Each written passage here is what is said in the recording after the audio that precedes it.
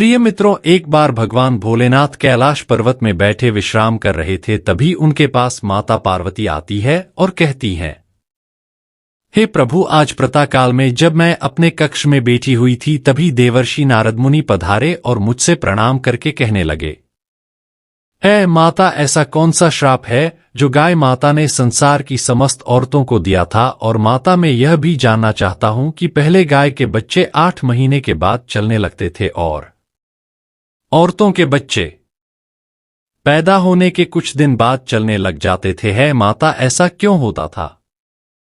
है प्रभु, इसलिए मैं आपके पास आई हूं, कृपया मुझे इस प्रश्न का उत्तर बताएं। तब भगवान भोलेनाथ कहते हैं, हे देवी पार्वती, यह तुम्हारा स्वयं का प्रश्न नहीं है, अपितु समस्त संसार की स्त्री जाति के लिए है। प्रिय मित्रों, भगवान भोलेनाथ माता पार्वती को आगे कहते हैं, अगर तुम इस प्रश्न का उत्तर जानने के लिए उत्सुक हो तो ठीक है, मैं तुम्हें एक प्राचीन कथा सुनाता हूं। तुम्हें इस कथा के माध्यम से पता चल जाएगा कि किस कारण से अब स्त्रियों का बच्चा पैदा होते ही नहीं चल पाता है। तब माता पार्वती कहती हैं कि हे प्रभु, मैं इस कथा को आपके मुख से सुनने के लिए उत्सुक हो रही हूं, कृपया आप कथा को सुनाइए। तब भगवान भोलेनाथ कहते हैं कि हे देवी पार्वती, प्राचीन काल की बात है। एक गांव में हरिलाल नामक व्यक्ति रहता था। हरिलाल एक स्वार्थ लालची और महाकंजूस व्यक्ति था। हरिलाल के पास में एक बहुत ही सुंदर गाय थी। उस गाय का नाम चमेली था। वह दिखने में जितनी सुंदर थी, वह बहुत ज्यादा मात्रा में दूध देती थी। प्रिय मित्रों, भगवान भोलेनाथ आगे कहते हैं, हे देवी, उसका मालिक हरिलाल उससे बहुत खुश था। वह खेतों से उस सुंदर गाय के लिए हरी भरी घास लाता और खिलाकर उसका सारा दूध निकालकर बाजार में बेच देता। प्रिय मित्रों, भगवान भोलेनाथ आगे कहते हैं कि हे देवी पार्वती, वह मालिक हरिलाल गाय का दूध खुद भी पीता था और अपने परिवार वालों को भी पिलाता था। गाय का दूध बेचकर हरिलाल अपने घर का खर्चा चलाता था। इसी तरह धीरे धीरे हरिलाल का समय व्यतीत हो रहा था। कुछ दिनों बाद एक समय ऐसा आया कि जब उस सुंदर गाय ने दूध देना बंद कर दिया। वह हरिलाल गुस्सैल भाव से गाय को कहने लगा, तुमने तो दूध देना बंद कर दिया, अब मेरा क्या होगा और मेरे परिवार का क्या होगा? हम तो भूखे ही मर जाएंगे। जिस तरह हम भूखे रहेंगे, अब से तुम भी भूखी रहना। प्रिय मित्रों, भगवान भोलेनाथ आगे कहते हैं, हे देवी पार्वती, अब उस मालिक हरिलाल ने खेतों में जाना बंद कर दिया और गाय के लिए चारा लाना भी बंद कर दिया, जिसके कारण गाय भूखी रहती और वह भूख के कारण चिल्लाती थी। गाय के इस तरह प्रतिदिन जोर जोर से चिल्लाने से हरिलाल ने एक दिन क्रोधित होकर बेचारी गाय को बहुत मारा पीटा और उसे जंगल में ले जाकर छोड़ दिया। प्रिय मित्रों, भगवान भोलेनाथ आगे कहते हैं, हे देवी पार्वती, हरिलाल की मार की चोट के कारण से वह गाय लंगड़ा के चल रही थी और वह गाय भूखा होने के कारण बहुत कमजोर हो गई थी।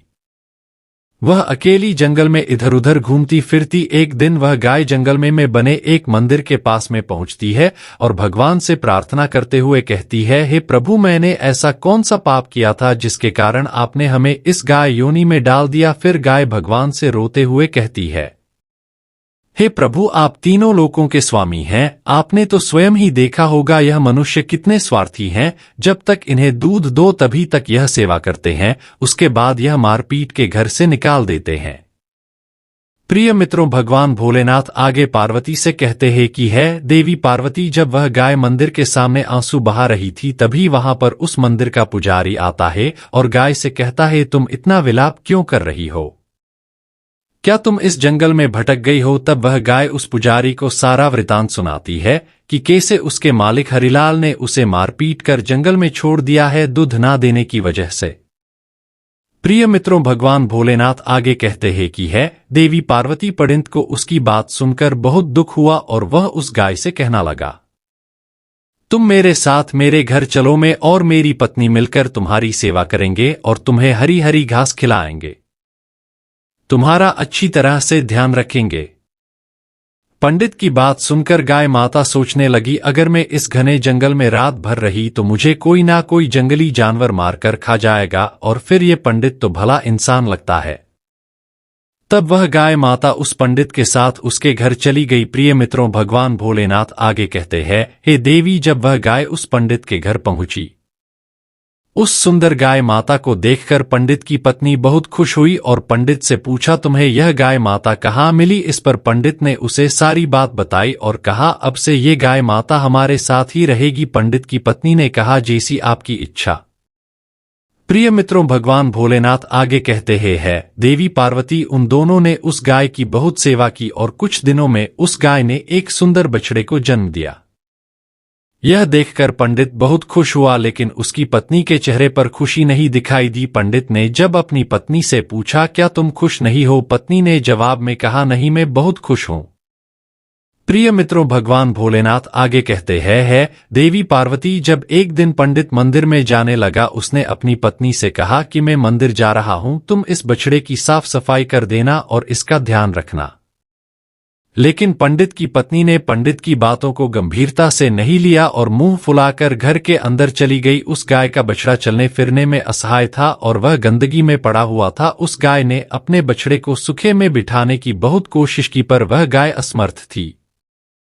प्रिय मित्रों, भगवान भोलेनाथ आगे कहते हैं, हे देवी पार्वती, अब वह गाय पंडित की पत्नी को बुलाने के जोर जोर से चिल्लाने लगी। गाय की आवाज सुनकर वह बाहर आई और गाय से कहने लगी, क्यों गला फाड़कर चिल्ला रही हो? क्या हुआ? उस गाय ने शांत स्वभाव में पंडित की पत्नी से कहा कि मेरा बच्चा गंदगी में पड़ा हुआ है, कृपा करके तुम उसे सूखे स्थान पर बैठा दो। ये चलने लायक नहीं है, क्योंकि यह मेरा बच्चा 8 महीने के बाद चलने लगेगा।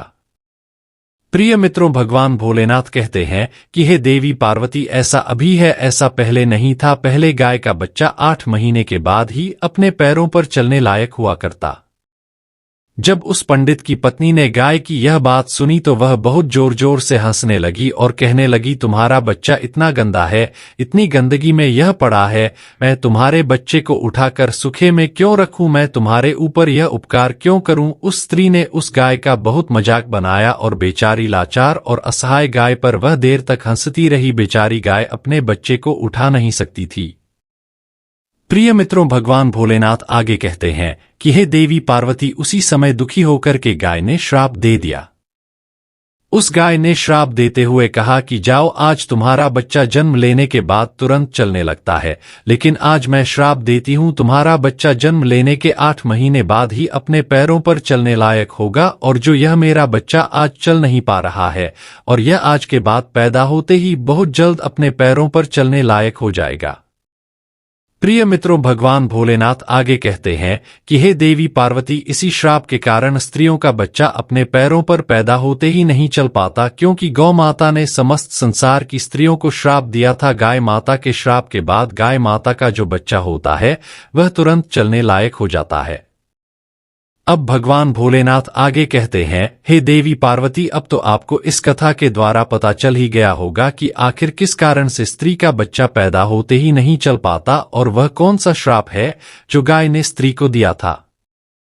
तब देवी पार्वती कहती हैं कि हे प्रभु, अब मुझे देवर्षि नारद मुनि के द्वार पीछे गए प्रश्न का उत्तर मिल गया और मुझे भी ज्ञात हो गया कि गाय माता ने संसार की समस्त औरतों श्राप क्यों दिया है। प्रभु, अब मैं यह कथा देवर्षि नारद मुनि को अवश्य सुनाऊंगी। प्रिय मित्रों, भगवान भोलेनाथ आगे कहते हैं कि हे देवी पार्वती, देवर्षि नारद मुनि ने तुम्हारे साथ ही इस कथा को पूरा सुन लिया। इस पर देवी पार्वती भगवान भोलेनाथ से कहती है, प्रभु आप धन्य हैं। तो प्रिय मित्रों, कैसी लगी हमारी ये वीडियो? अगर वीडियो पसंद आई हो तो कमेंट में भगवान भोलेनाथ अवश्य लिखना। धन्यवाद।